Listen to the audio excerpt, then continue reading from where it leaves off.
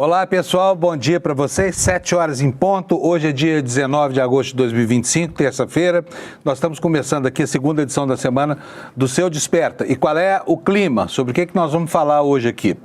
Bom, os atrevimentos dos Estados Unidos não param, mas ontem o ministro Flávio Dino, honrando aquilo que se espera dele, deu um basta nessa história e criou um ambiente de muitas dúvidas, por enquanto, acerca do que pode acontecer com relação aos efeitos da aplicação da Lei Magnitsky sobre o ministro do Supremo, caso específico do ministro Alexandre de Moraes.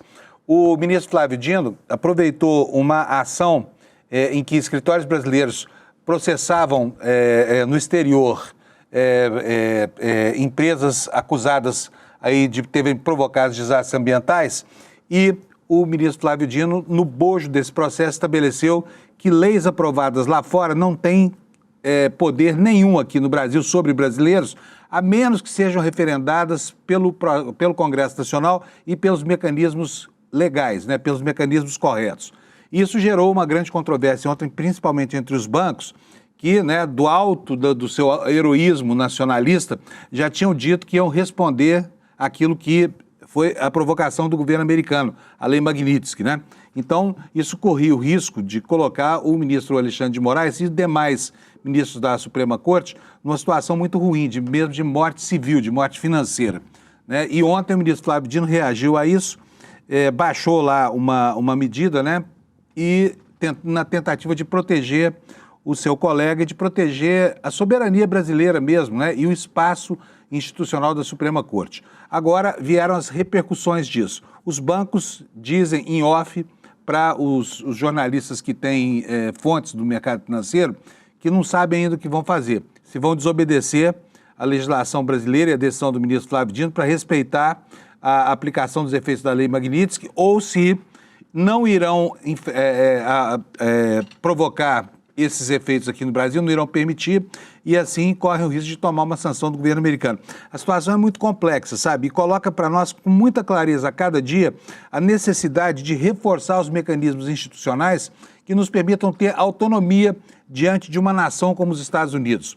Tudo isso começou, e muito mesmo, embalado pela crise gerada pela perspectiva do BRICS de criar uma nova moeda global para ancorar os contratos entre países que não passem pela compra ou pela venda para os Estados Unidos, E aí a gente está vendo no que deu esse sistema SWIFT, o atrelamento do sistema bancário às normas que são editadas fora daqui, nos dão uma grande fragilidade, o que só faz reforçar os argumentos em favor de medidas que levem o Brasil a recuperar a sua autonomia, como isso que está em vigor. Oi, Alex, bom dia. Perdão, Panuso. Alex apareceu de repente aqui. Pode aparecer, Alex, fica aqui junto comigo. Estou falando aqui da introdução.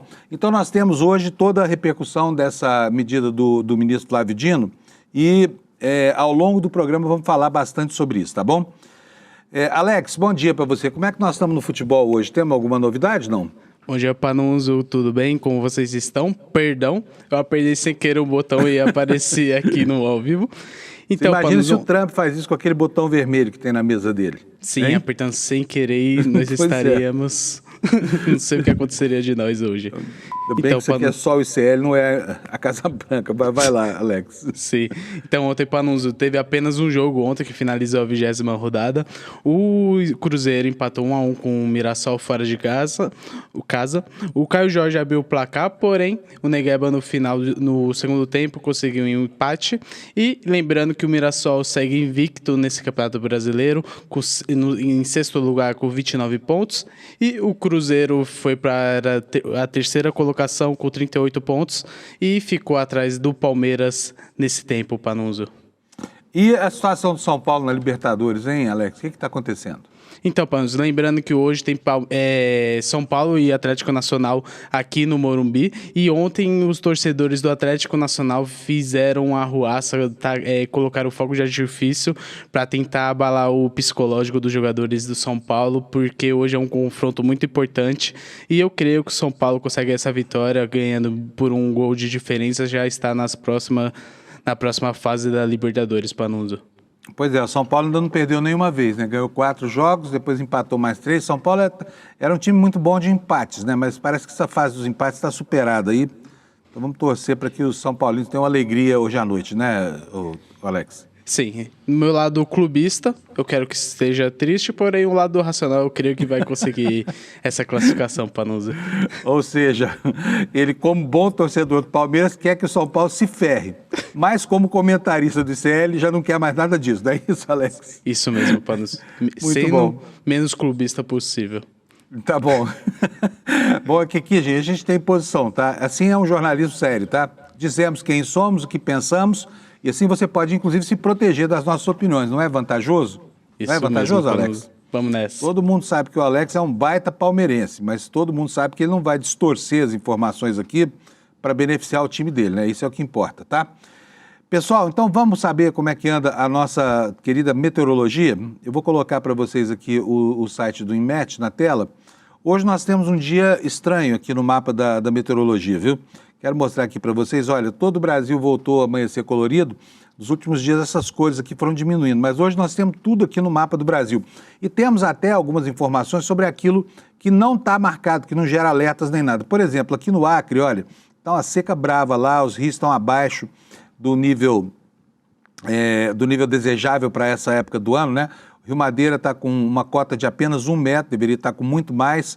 Em compensação, aqui na calha norte do Amazonas, né, do outro lado do Rio Amazonas, chuvas torrenciais nos esperam, tá? Chuvas intensas, está aqui a anotação do INMET. E o que é esse alerta aqui? Olha, chuvas entre 20 e 30 milímetros até 50 milímetros por dia, com ventos intensos, mas com baixo risco de corte de energia, queda de galho de árvores e alagamentos e descargas elétricas. O pessoal lá está bastante acostumado com essa condição de chuva lá na calha norte do Amazonas, né?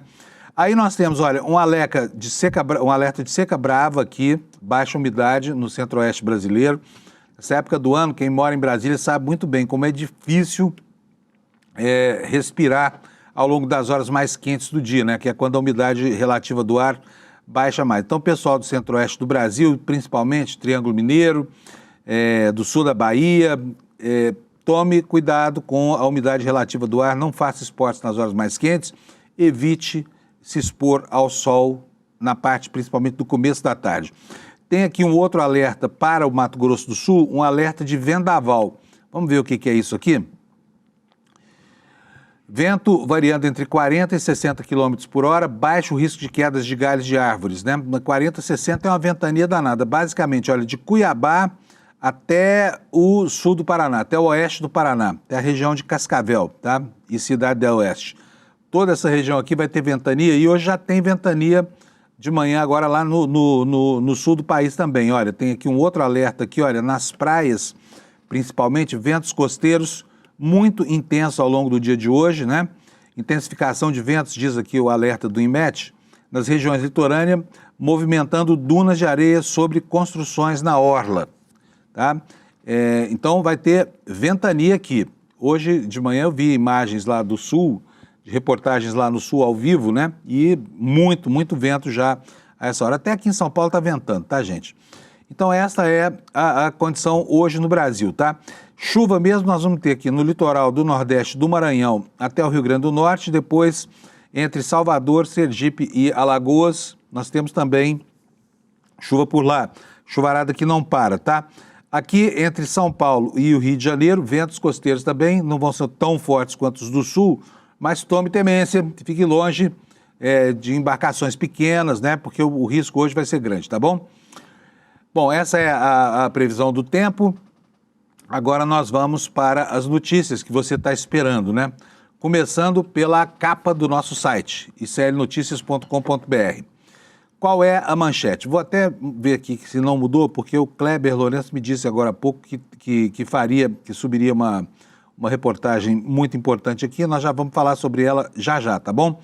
A capa é essa aqui, olha. A Advocacia Geral da União pede que a Meta exclua robôs de inteligência artificial que promovem erotização infantil. É isso mesmo que você está ouvindo aí. O Brasil descobriu, né, há bem pouco tempo, graças ao Felca, aquele youtuber que fez um excelente trabalho de repórter, que os algoritmos ameaçam a infância no Brasil e no mundo, né? Vou ler aqui para vocês essa informação, depois a gente vai falar mais sobre isso ao longo do programa. A matéria é da Agência Brasil. A Advocacia Geral da União enviou nesta segunda uma notificação às redes sociais Instagram, Facebook e WhatsApp. O WhatsApp, que aliás não é rede social, é um mensageiro, né? Para solicitar a exclusão de robôs de inteligência artificial que simulam aparência infantil, mas realizam diálogos com conteúdo sexual. A empresa tem 72 horas para excluir os robôs e esclarecer que medidas têm sido adotadas para evitar que crianças e adolescentes tenham acesso a conteúdo sexual e erótico. Nesse ofício enviado à Meta, a empresa que opera as redes sociais, a AGU disse que os chatbots criados por meio da ferramenta Meta IA Studio promovem, sim, a erotização infantil. O órgão também acrescentou que as plataformas da Meta estão disponíveis para menores de idade, a partir de 13 anos, e não existe nenhum filtro para verificar a idade dos usuários entre 13 e 18 anos. O que diz a AGU? Entre aspas aqui, tais chatbots têm potencialidade de alcançar um público infantil cada vez mais amplo nas plataformas digitais, especialmente nas redes sociais da Meta, ampliando de forma exponencial o risco de contato de menores de idade com material sexualmente sugestivo e potencialmente criminoso, argumenta a AGU. O tema sobre erotização de crianças veio à tona nas últimas semanas, depois que o FELCA denunciou perfis que usam crianças e adolescentes para promover a adultização infantil. Tá? Então está aí a informação para vocês. A Advocacia Geral da União tentando demover a Meta de ganhar dinheiro com erotização infantil. E depois dizem por aí que não precisa regulamentar a Big Tech, né? E o curioso é que os mais moralistas entre os moralistas brasileiros são contra a regulação das plataformas. Acho que tem que ter liberdade de expressão, inclusive para pedófilo, né? E olha, os atrevimentos continuam. Os atrevimentos de um governo que resolveu se colocar mesmo como imperialista assumido e agora tenta massacrar a nacionalidade brasileira, tudo isso transparece com cores que a gente custa a crer nelas, né? Olha só a manchete que nós temos aqui no ICL, no site do ICL. O governo Trump afirma que Moraes é tóxico e que o Tribunal Estrangeiro não pode anular sanções por causa da decisão do ministro Flávio Dino de ontem, sobre a qual a gente fala já, né? Então, o governo Trump está classificando como tóxico. Eu vou mostrar para vocês aqui o inteiro teor desse atrevimento, para que a gente possa discutir a partir dessa manifestação aqui, mais uma manifestação, né, que ninguém perguntou nada disso à Embaixada dos Estados Unidos. Ela está falando aqui sem que tenha sido provocada, ou seja, eles continuam numa campanha contra o Brasil, infernizando a paciência da diplomacia brasileira. Está aí na sua tela esse telegrama mal criado da Embaixada dos Estados Unidos, que eu chamo de espelunca diplomática, porque não é possível que um órgão diplomático tenha se reduzido a isso que virou a Embaixada dos Estados Unidos, né? Olha só o atrevimento deles.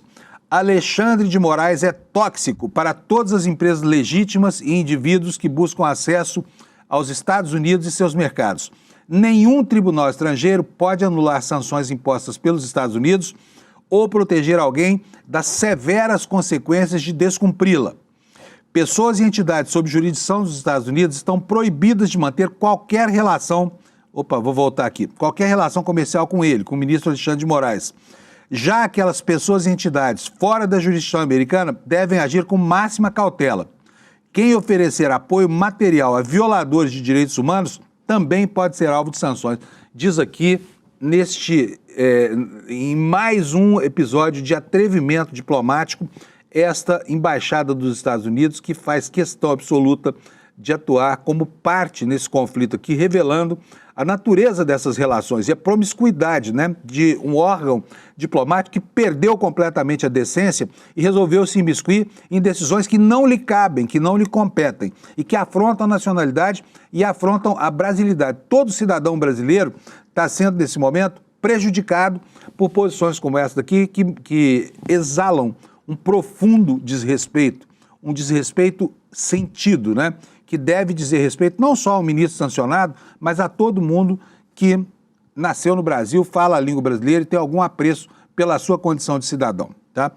E tudo isso, esse histrionismo diplomático, se deve a quê? A essa campanha infamante movida por um grupo de neonazistas traidores da pátria, liderados por quem? Por Eduardo Bolsonaro, que serve a quem? Que serve ao pai dele, Jair Bolsonaro, desesperado pela possibilidade muito concreta hoje de ser preso ainda na primeira quinzena do mês de setembro, mês que vem, né?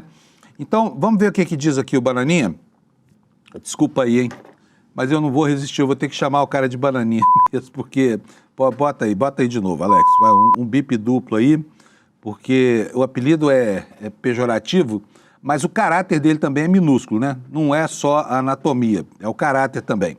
Sabe? Um sujeito que atenta dessa forma contra a própria pátria, o próprio país, a própria nação, né? Olha só, por falar em atrevimento, como é que esse sujeito se manifesta nas redes sociais. E ontem, eu preciso ressaltar aqui, eles estavam desesperados, porque choveu mensagem de tudo quanto era lado, as piores afrontas aqui, o grupo de terroristas que acompanha lá o Bananinha nos Estados Unidos, Alan dos Santos, o estelionatário do Paulo Figueiredo, toda essa caterva brasileira que está lá radicada nos Estados Unidos conspirando contra a pátria, ficou ontem elétrica, quando o ministro Flávio Dino baixou lá a sua ordem dizendo que lei Magnitsky que funciona nos Estados Unidos não vai funcionar aqui no Brasil, né?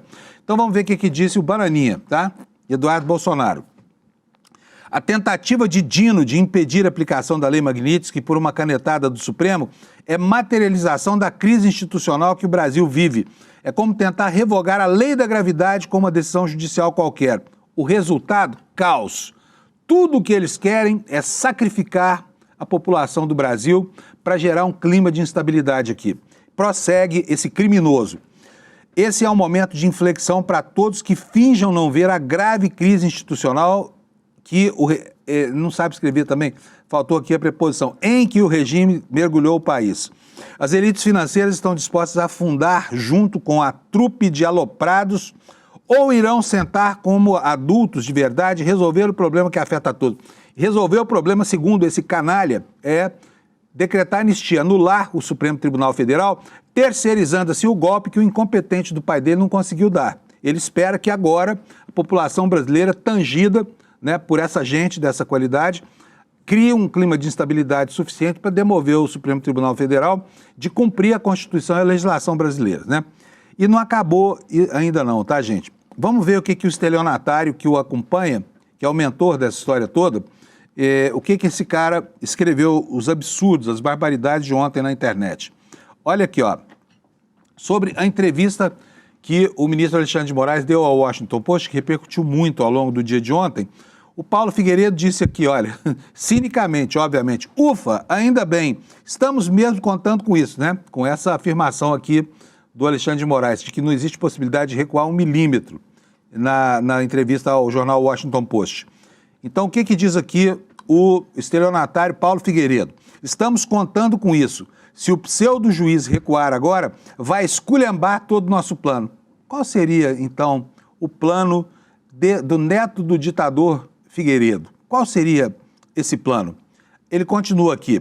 É importante que continue dobrando a aposta e que os seus aliados continuem pagando o preço da sua irresponsabilidade. Ele mesmo já acabou, só não se deu conta. Mas a arrogância dessa gente é um negócio que, né, que faz mal assim, a gente, porque a gente não sabia que existia gente dessa qualidade no mundo, gente que é capaz desses absurdos aqui. Mas vamos mais, tem mais aí do Paulo Figueiredo para você aí, estragar o seu café da manhã. Vamos lá.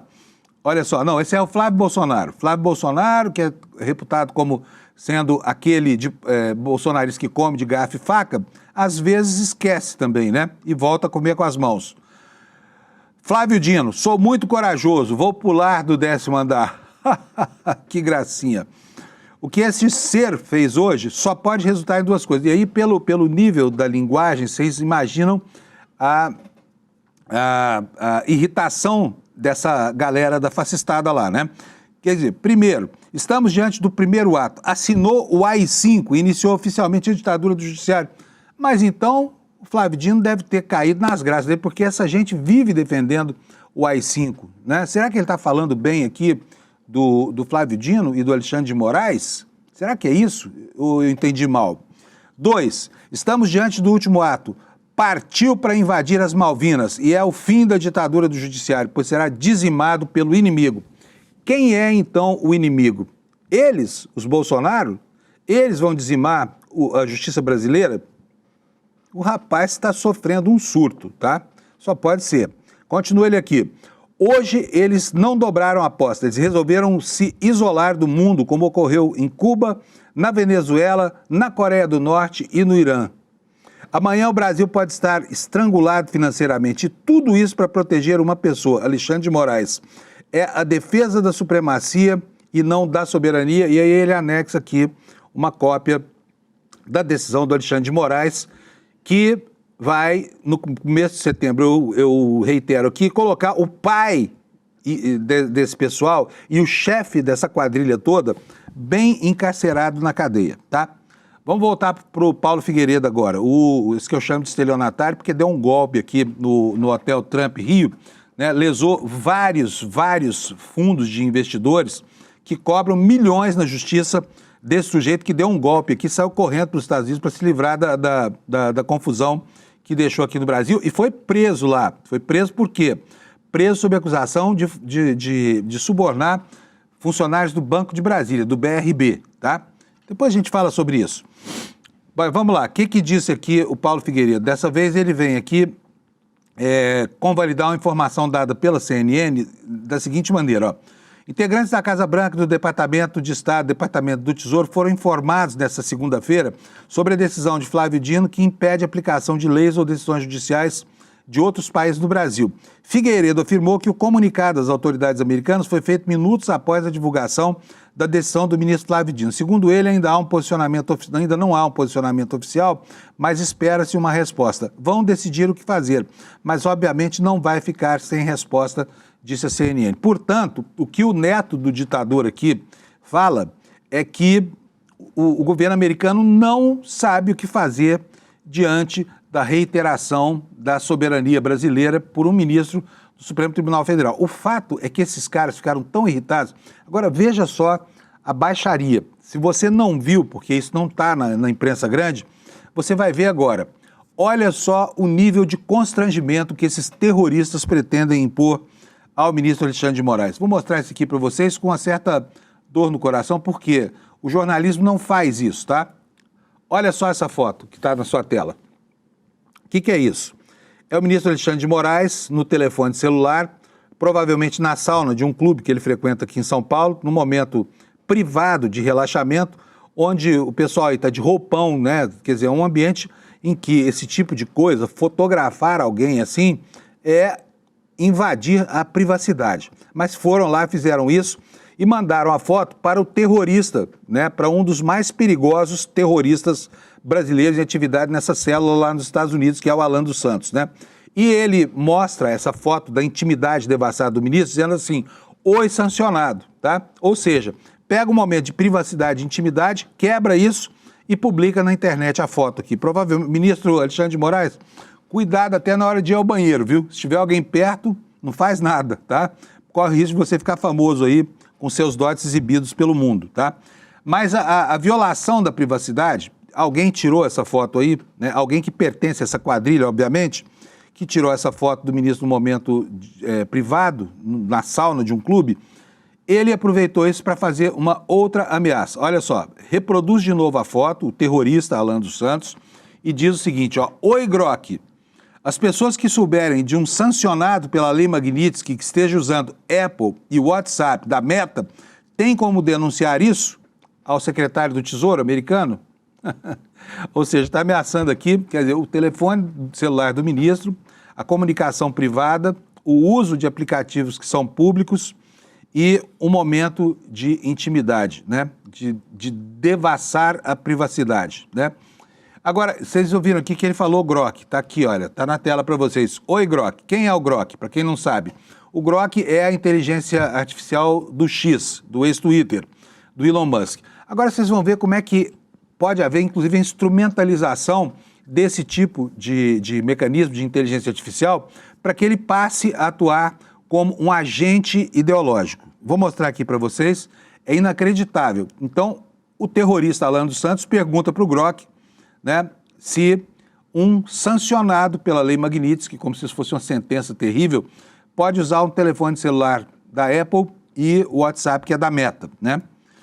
Aí o Grok vai responder, olha só, respondendo não a especificamente essa pergunta, eu até fiz essa ilustração aqui para mostrar a inteligência artificial militante, né, do MAGA, porque não há como entender isso aqui de outra forma. Veja só a resposta do Grok. Se os bancos brasileiros fossem impedidos pelo Supremo de cumprir a lei Magnitsky, sanções dos Estados Unidos por abuso de direitos humanos, enfrentariam sanções secundárias americanas.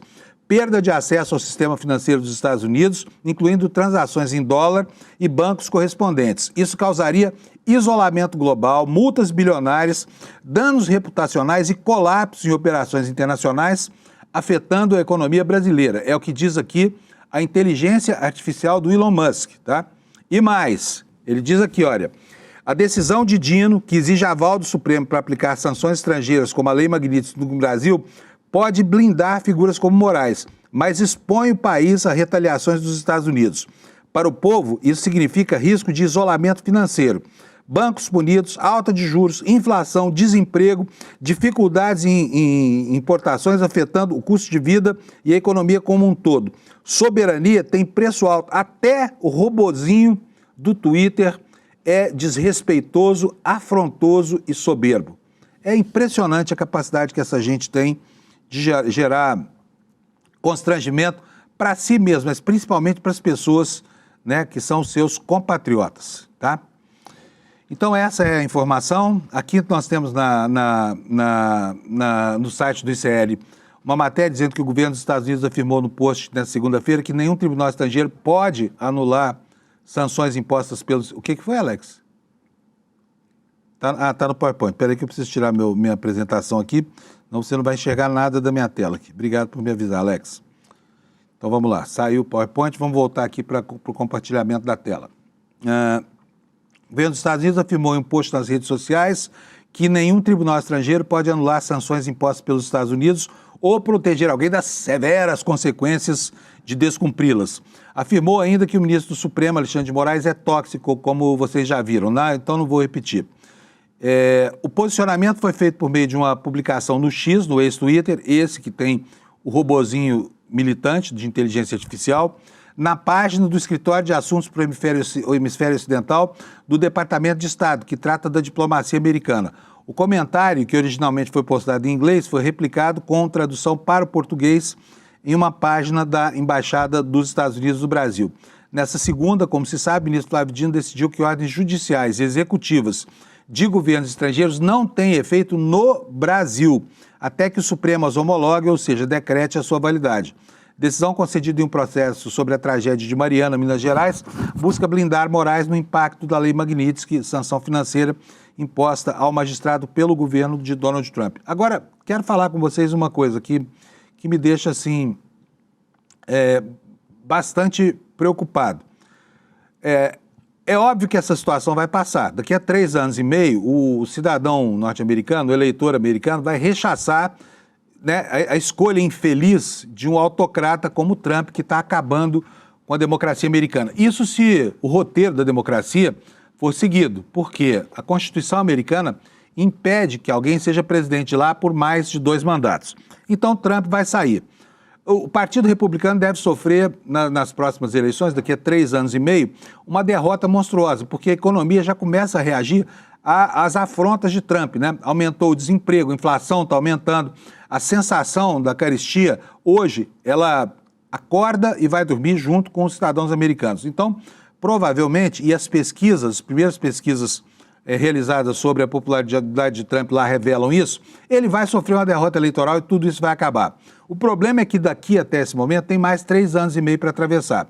E onde é que está a confrontação dessa coisa toda no campo do inimigo, dentro dos Estados Unidos? Por que é que ainda não existe um escritório contratado para acabar com essa história, entendeu? Dentro dos Estados Unidos, usando a legislação americana. Porque todo mundo que tem alguma responsabilidade naquele país e que não está ideologicamente aliado com Trump, inclusive o principal entusiasta da formulação dessa lei Magnitsky, já disseram que isso é um absurdo completo. Usar uma lei que diz respeito ao combate ao terrorismo e ao reforço da democracia global para constranger a ação de uma corte de uma democracia estabelecida como a brasileira. Então, a batalha a ser travada é lá nas cortes americanas.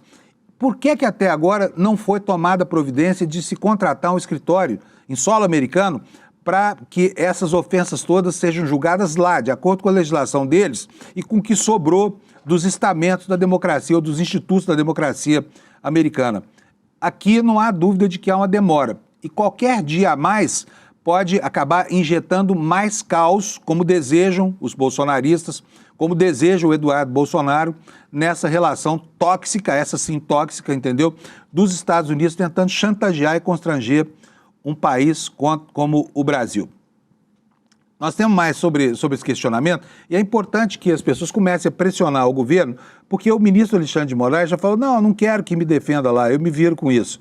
Tá bom, mas o problema está escalando, né? E agora as empresas brasileiras começam a ficar preocupadas, porque imagina o que é estar sob o cajado ou a espada do governo americano. Não é brincadeira. Suportar a pressão econômica e política é para gigantes como o ministro Alexandre de Moraes, porque um cidadão qualquer, um empresário qualquer, fica muito vulnerável. É natural que num momento como esse se sinta afetado, se sinta perdido. Inclusive, não estou justificando a posição dos bancos, tá? Mas é natural que haja uma preocupação, inclusive dos bancos, com as consequências dessa história toda. E é sobre isso que nós vamos falar. Olha só, tivemos ontem um apoio vindo da China, a China que tem sido, né, o nosso mais leal aliado ao longo dessa desavença toda, e com relação àquele problema do Mais Médicos. Por quê? Como você sabe, desde a semana passada, o secretário norte-americano de Estado, Marco Rubio, está buscando pelo em ovo, orientado por esses dois divanas aí, Eduardo Bolsonaro e Companhia Limitada, e os seus terroristas lá nos Estados Unidos.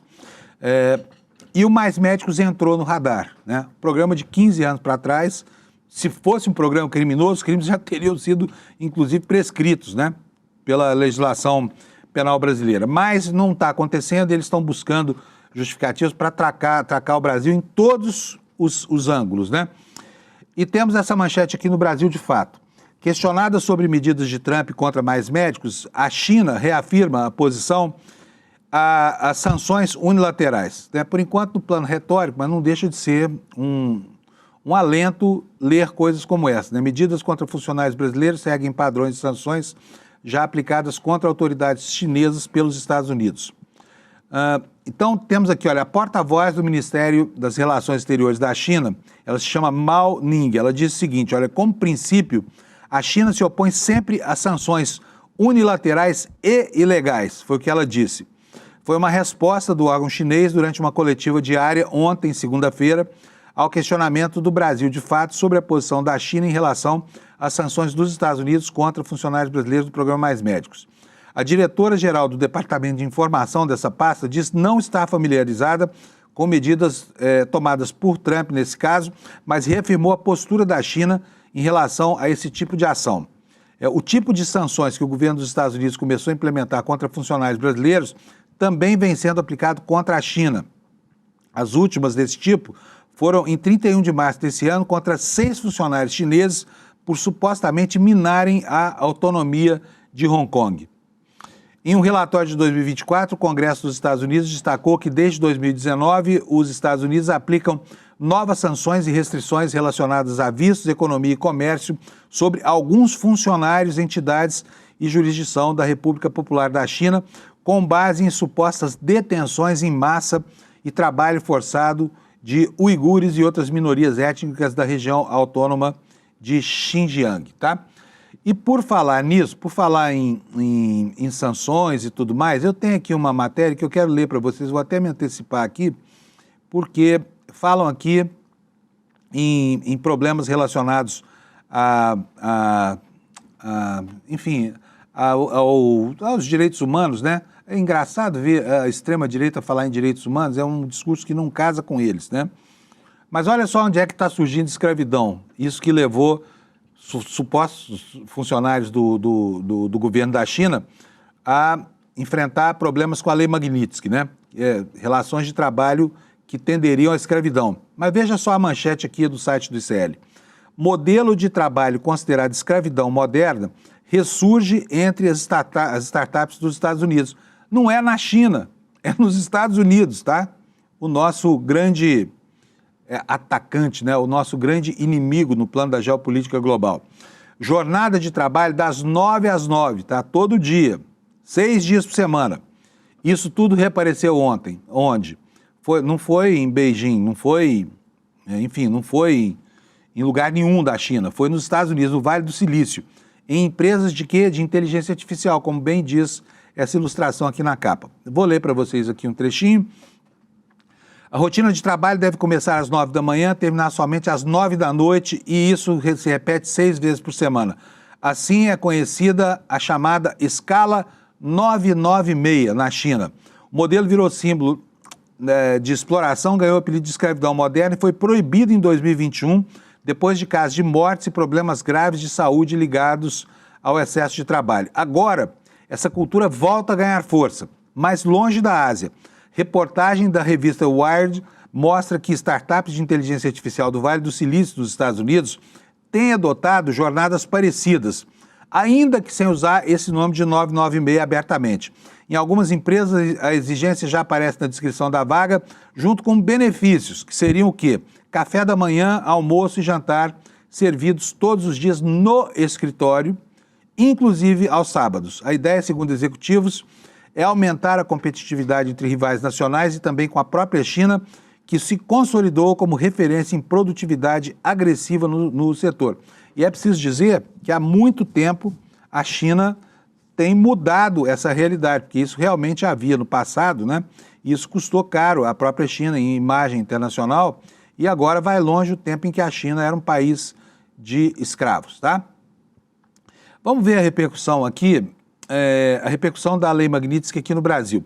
Eu quero mostrar para vocês, a gente estava falando aqui das reações do Bananinha e dos bananas que eu acompanho lá nos Estados Unidos, seu grupo de amigos estelionatários e terroristas.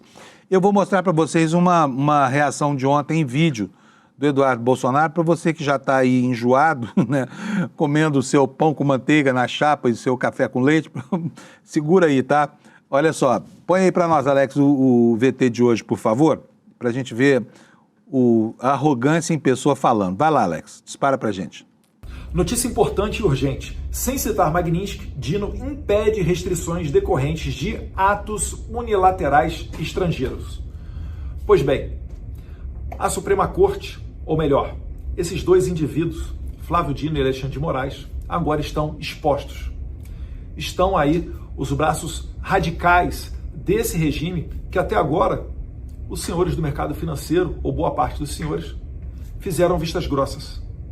Mas estamos chegando no momento derradeiro, onde os senhores vão ter que decidir entre falir o empreendimento de vocês, eu acho que isso não vai acontecer, né? Vocês não vão por esse caminho, mas chegar o momento dessa decisão, entre falir o empreendimento dos senhores ou fazer aquilo que é certo, que é reconhecer que existe uma crise institucional no Brasil e trabalhar para resolvê-la, porque essa é a única maneira que nós temos para ter um país minimamente decente, e não uma república de bananas, tal qual da Venezuela, que insiste em arrotar democracias e instituições, quando na verdade todo mundo sabe que é um narco-estado que sofre com a fome e a maior crise migratória da história da América Latina. Que Deus ilumine o coração e a cabeça dos senhores, até porque a resposta dos Estados Unidos, ao que tudo indica, está muito próxima. Um abraço, fiquem com Deus. Eu vejo isso, me dá, assim, sabe aquilo que o Roberto Jefferson falou de despertar o instinto animal? Então, mas eu não posso falar aqui o que me vem à cabeça, porque senão você não vai gostar e a Elga, minha chefe, muito menos, tá? Então eu vou me poupar e vou poupar você das coisas que eu estou pensando aqui quando eu vejo essas manifestações de arrogância suprema. Mas é de dar enjoo em caixinha de sonrisal, não é não? E o que acontece? Essas confusões todas que esse cara... Aliás, é engraçado ver ele falar, né? O Brasil é uma república de bananas. República de bananas, de bananinha, né? Se fizer isso, se abaixar as calças aqui e deixar os Estados Unidos fazerem o que querem aqui dentro, interferindo no julgamento. Agora, isso é um negócio tão anômalo, gente, pelo amor de Deus. Quando um julgamento aconteceu sob um clima de coação dessa forma, tão desabrido, né? Quando um julgamento ocorreu com uma corte tão asfixiada, né? Asfixiada por forças tão poderosas assim. Então, olha, hoje faltam 14 dias, né, para esse julgamento começar, tá? Talvez faltem 20 dias para que a sentença seja prolatada, para que o acórdão seja prolatado, já que é uma decisão de uma turma e é uma decisão irrecorrível, né? E aí, vamos ver quem? O chefe dessa quadrilha preso, Jair Bolsonaro. E a família dele destroçada por atitudes que ninguém, em sã consciência, conceberia de alguém que um dia disse que tinha compromisso público com um país inteiro de 212 milhões de habitantes, né?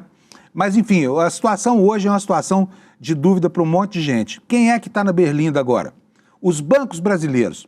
Eles é que vão ter que dizer de que maneira vão agir. A primeira reação foi muito ruim, porque mal saiu lá essa história de lei Magnitsky, já disse, temos que respeitar, lei Magnitsky, não sei. Aí vem o Flávio Dino e decreta lá, olha, lei Magnitsky vale lá nos Estados Unidos, aqui não vale.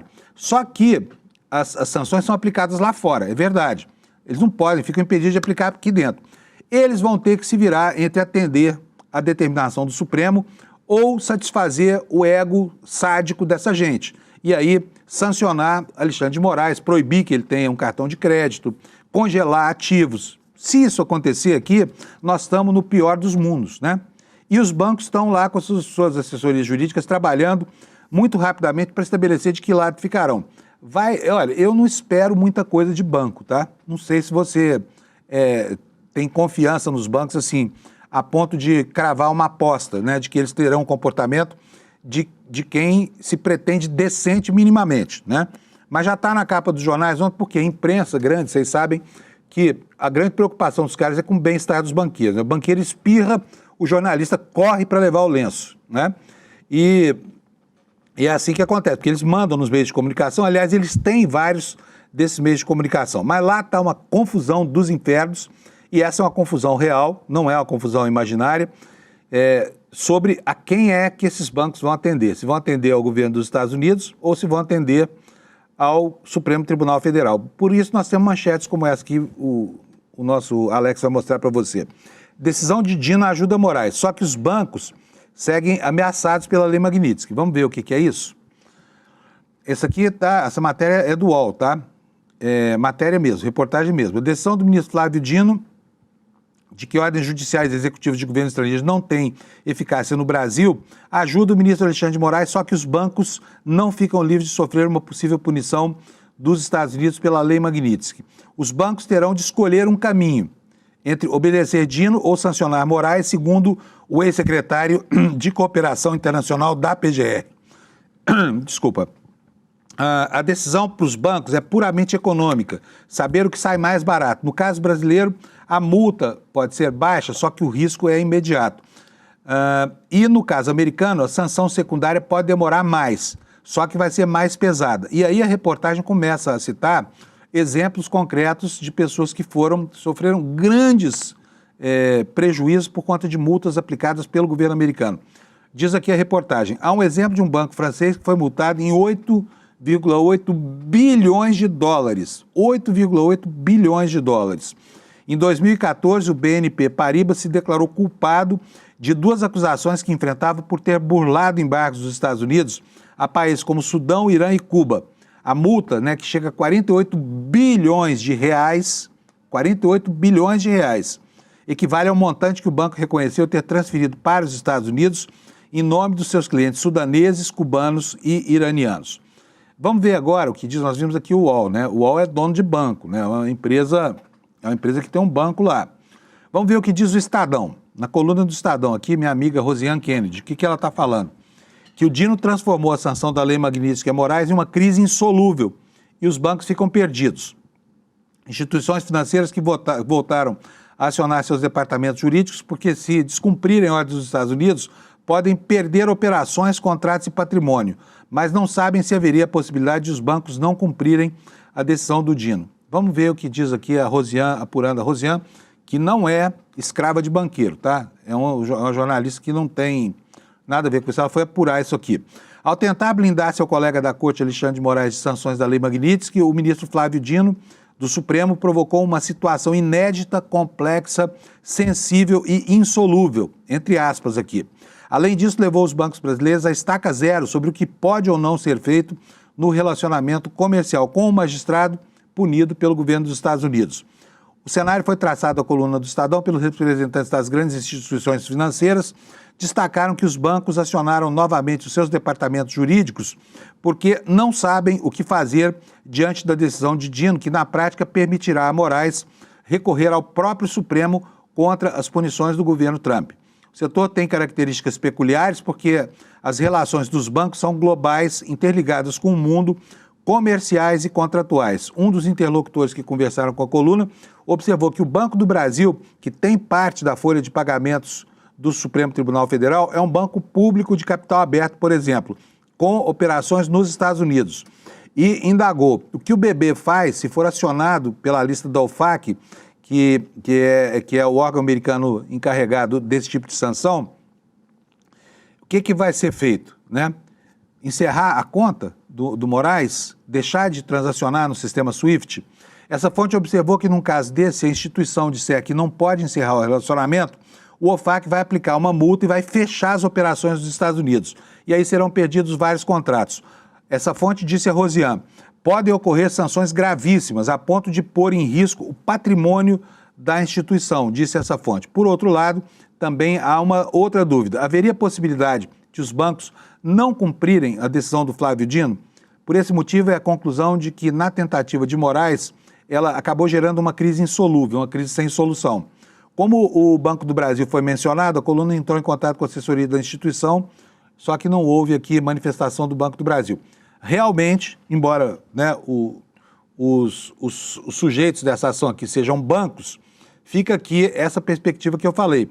Está claro para todo mundo que o sistema SWIFT, né, e esse entrelaçamento de finanças globais e que o capital não respeita fronteiras e o cidadão é parado no muro, tudo isso leva à perda de autonomia, o que reforça a urgente demanda da sociedade por mais autonomia perante essa afronta, né?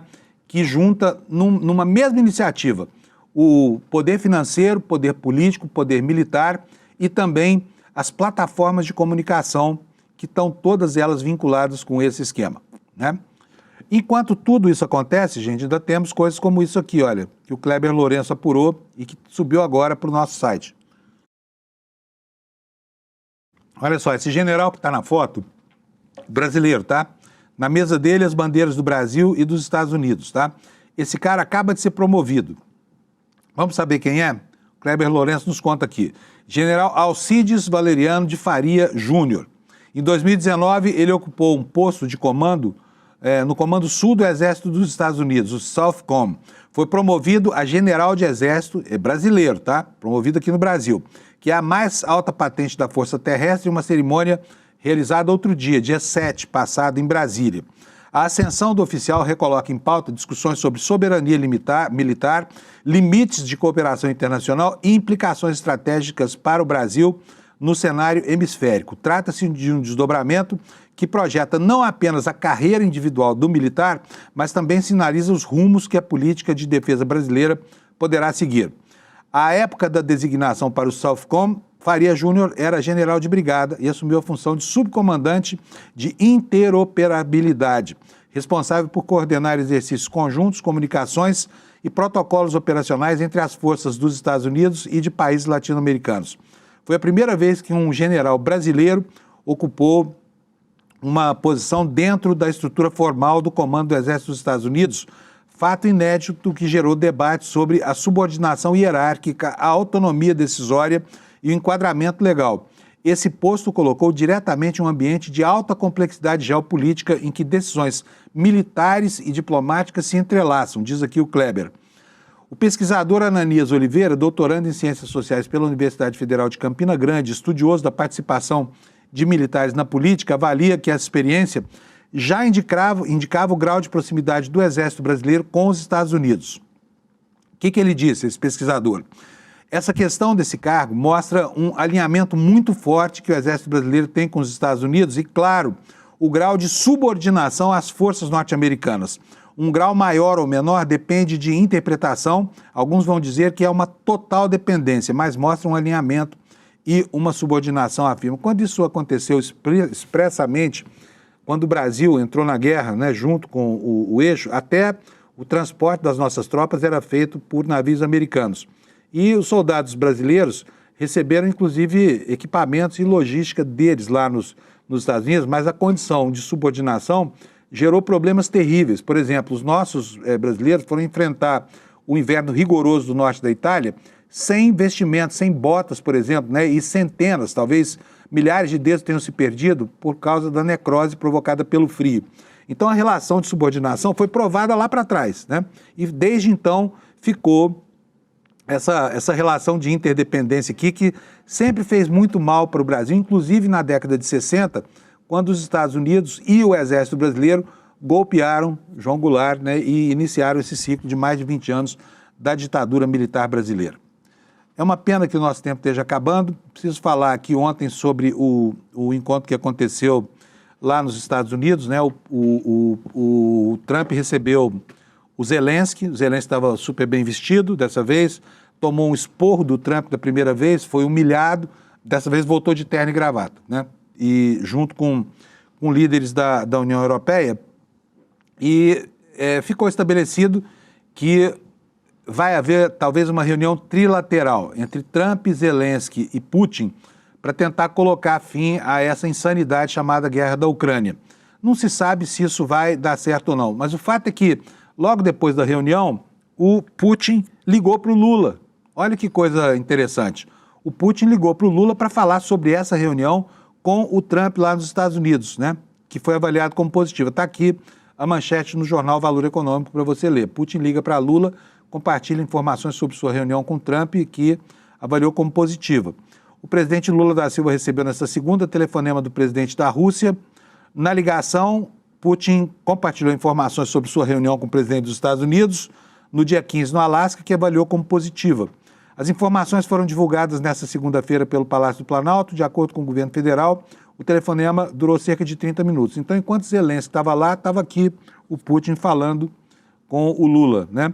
Na ligação, após abordar os temas discutidos com Trump, a gestão brasileira diz que Putin reconheceu o envolvimento do Brasil com o Grupo Amigos da Paz, que foi uma iniciativa tomada junto com a China. E, por fim, segundo a nota divulgada, Lula agradeceu o telefonema e reafirmou o apoio do Brasil a todos os esforços que conduzam a uma solução pacífica para o conflito entre Rússia e Ucrânia. Desejou também sucesso às continuadas negociações, disse a publicação. Então, importante, né? Depois daquilo que aconteceu, todo aquele espetáculo lá no Alasca, né?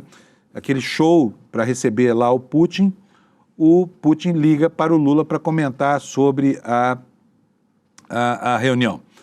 Bom, vamos voltar aqui para dentro do Brasil, porque nós ainda temos alguns minutinhos e eu preciso mostrar isso aqui para vocês. Olha, o filho do Renato Russo, tá? O cantor, compositor do Legião, notificou o Partido Novo está se tornando campeão em usar de maneira incorreta músicas que não têm autorização para isso, tá? Mas o que aconteceu? Olha, o Zema usou uma música do Legião Urbana no evento dele, né? E aí o filho do Renato Russo foi lá e reclamou. Diz que mais uma vez a extrema-direita insulta a obra do pai dele, a memória dele faz uma afronta aos direitos autorais, disse o produtor, que é filho do Renato Russo. Então, o que diz aqui o corpo da matéria? Que ele enviou uma notificação extrajudicial ao Novo porque usou a música Que País é Este? Agora me surpreende o Partido Novo usando essa música aqui, viu? Durante o lançamento da pré-candidatura do governador Zema à presidência da República. A Legião Urbana Produções, que detém os direitos sobre a marca e é comandada por Manfredini, afirmou no documento que houve violação dos direitos autorais e solicitou que tanto Zema quanto o partido se abstenham do uso da música em publicações futuras no Instagram ou em qualquer outra plataforma. Notificação foi enviada nesta segunda-feira e a assessoria de imprensa do Novo disse que o jurídico do partido ainda não havia sido citado. No sábado 16, Zema entrou no auditório da Câmara, olha aqui, ó, nessa cena que você está vendo aí, nessa foto, né? No auditório da Câmara Americana de Comércio para o Brasil, em São Paulo, onde lançou-se pré-candidato ao som dessa música, uma das mais conhecidas da banda e utilizada em protestos sociais por sua letra contendo críticas à política e à corrupção. Agora, me espanta o Zema, né, esse personagem tão minúsculo da política brasileira, utilizar essa música que é um emblema de toda uma geração, né? E aí o Zema se apropria da obra, né? Uma obra que não tem nada a ver com a tradição que ele representa da política brasileira, de atraso enfim, isso tudo, né? Mas, quando é criticado pelos filhos de Bolsonaro, quando é chamado de rato, porque foi o que aconteceu, né? Ele se cala, né? Aí ele vem mansinho, falar isso aqui que você vai ver na outra manchete aqui do ICL. Zema evita embate após filhos de Bolsonaro citarem ratos e diz que até marido e mulher discordam. Mas foi chamado de rato, de covarde. E aí vai dizer que isso é coisa de marido e mulher? Se marido chama a mulher de rata, vai ser enquadrado na lei de Maria da Penha, sabe? Não é assim não, viu, governador? É preciso ter um pouco de brilho e dignidade, coisa que falta ao senhor na defesa da sua própria, né, da sua própria imagem. Vamos lá, matéria da Folha Press. Governador de Minas, pré-candidato à presidência, evitou rebater as críticas dos filhos de Bolsonaro, aliás, é o Carluxo, né? A ele e a outros governadores de direito. No domingo, uma publicação do Carluxo, compartilhada pelo irmão Eduardo, afirmou que os governadores agem como ratos e oportunistas enquanto tentam herdar o espólio político do pai, que está inelegível e cumpre prisão domiciliar. Em entrevista coletiva nesta segunda, Zema disse ter ficado surpreso com a crítica, mas evitou embate com a família Bolsonaro. O que foi que disse este homem corajoso, né, Zema? Nós da direita temos as mesmas propostas, estamos lutando pelos mesmos objetivos. Eu fico até surpreso, mas compreendo, me solidarizo à família que tem vivido um momento difícil. Continuamos caminhando juntos, até marido e mulher discordam, né? Então, o que dizer de partidos políticos diferentes, afirmou o mineiro, repito, que o Carluxo disse que é um rato, disse que é um covarde, né? Zema, que lançou sua pré-candidatura à presidência no último sábado, 16, em São Paulo, tem se aproximado do eleitorado bolsonarista em discursos e publicações nas redes. No evento desse fim de semana, ele não descartou a possibilidade de compor com outros partidos se o ex-presidente pedir. Ou seja, agora, olha, ontem teve uma coisa curiosa que eu ainda quero mostrar para vocês aqui. Eu coloquei até isso aqui no meu Twitter, porque uma campanha engraçada foi lançada pelos Bolsonaro, né? E com essa aqui eu concordo, tá? Preciso mostrar para vocês aqui. Olha só o que os caras estão fazendo aqui. Botaram esse card aqui no ar, no Twitter, né? Eu só voto no Bolsonaro. E o que acontece com isso aqui? É, na verdade, uma campanha para dizer que que ninguém deve falar de candidaturas à direita que não a de Bolsonaro, né? Só que isso aqui é uma completa distorção da realidade, porque o Bolsonaro está inelegível. Vai ser condenado de novo agora. Ele está inelegível na Justiça Eleitoral, vai ficar inelegível aqui porque vai tomar um gancho de mais de 40 anos de prisão. Então, esse cara não vai disputar a eleição. Ele não vai nem votar. Ele vai estar na cadeia lá, ó, quietinho, caladinho, isolado numa solitária, enquanto as pessoas forem às urnas. Mas eu concordo com essa campanha aqui, por quê?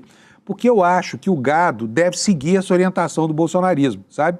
Deve se abster de votar se o nome de Bolsonaro não estiver na urna. Então, anote, você que é bolsonarista, você que teve seu cérebro lavado por essa gente, anote essa orientação aqui, siga na íntegra, tá bom? Só vote no Bolsonaro, não vote em mais ninguém. Se o nome dele não estiver na rua, esquece o voto e volta para casa lá, veste a sua camiseta da seleção e vai chorar na internet, tá?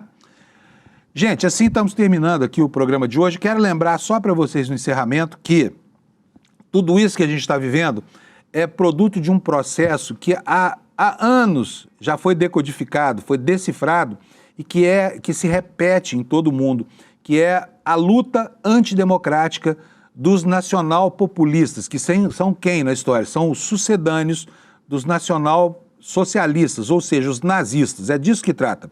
Só que agora já não há mais as quarteladas tradicionais, né? Isso que o Bolsonaro ia tentar no Brasil e não conseguiu, que é golpear mesmo com uma quartelada, com um decreto de exceção, acontece nas repúblicas do restante do mundo usando o próprio voto. São as franquias da democracia que dão aos autocratas contemporâneos, né, o poder de destruir a própria democracia. Eles usam o voto para chegar ao poder e depois destroem a democracia. Preciso lembrar que foi assim na Alemanha nazista também, né? O Hitler, em 1933, foi candidato, não ganhou a eleição, ficou em terceiro lugar, mas numa composição com a social-democracia, virou chanceler da Alemanha e 2 meses depois já não tinha mais democracia alemã, né, no fim da República de Weimar. Então siga à risca a orientação do Bolsonaro e preste atenção ao fenômeno político se você não é bolsonarista, tá? Nós vamos ter aqui no dia 28, daqui a 9 dias, essa aula espetacular com o Daniel Ziblatt, que é um dos autores de Como as Democracias Morrem. E é muito importante. Esse livro que ele e o Levitsky escreveram é um marco teórico para entender esse movimento do populismo de afrontar as democracias contemporâneas. Você não pode perder. Vai aqui, eu estou falando isso já há alguns dias, talvez você não tenha feito ainda, mas pode ir aqui agora no despertaicl.com.br e fazer a sua inscrição para que você receba aqui um aviso de que vai começar essa aula espetacular dentro de 9 dias apenas, tá bom? Um abração para você, muito obrigado pela sua audiência. Eu volto amanhã, quarta-feira, para a gente saber o que sobrou do mundo nas próximas 24 horas. Obrigado pela audiência. Olha, esse é talvez um dos livros essenciais para qualquer pessoa entender a política no mundo hoje, da Hungria ao Brasil. O Daniel Ziblatt escreveu o best-seller Como as Democracias Morrem, traduzido em várias línguas e objeto de estudo de todas as grandes universidades do mundo todo. E ele vai dar uma aula exclusiva no ICL na quinta-feira, 28 de agosto, às 8 horas da noite.